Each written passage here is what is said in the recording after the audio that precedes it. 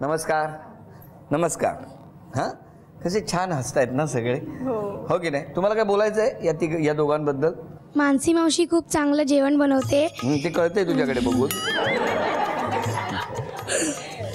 आणि खूप ती प्रेमळ आहे. हां, आणि अशी खूप अशी असा म्हणजे जिभेवर चव असल्यासारखंच आहे त्याचं. हा बोल बोल पुढे बोल. हा हां, असं चिडत बिडत नाही काय. नाही काय चिडत बिडत नाही. बरं बरं.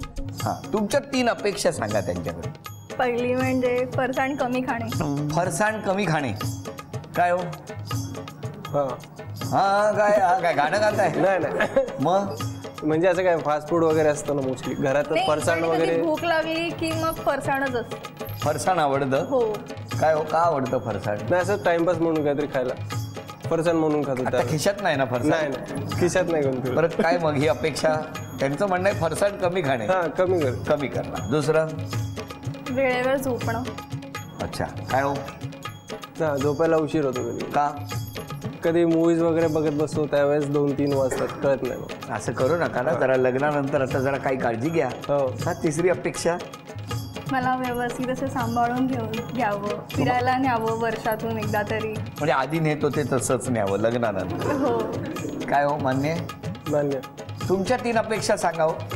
जेवण तर चांगलं बनवते पण घरातल्यांना बाकीच्यांना व्यवस्थित सांभाळावं. त्याच्यानंतर जे काय माझे आणि तिचे जे कामं चालतात ते प्रॉपर हँडल करून घ्यावं. थांबा, ते मान्य आहेत? एका ह्याच्यात 2 उत्तरं दिली आहेत त्यांनी. दोन्ही अपेक्षा मान्य? हो. पुढची अपेक्षा सांगा. बाकी काय एवढीच हो संपली? हां. अरे थोडक्यात आहे सगळं. बरं झालं. बरं, तुम्ही आता त्यांना काय, घरच्यांना काय विश्वास द्याल तिकडच्या?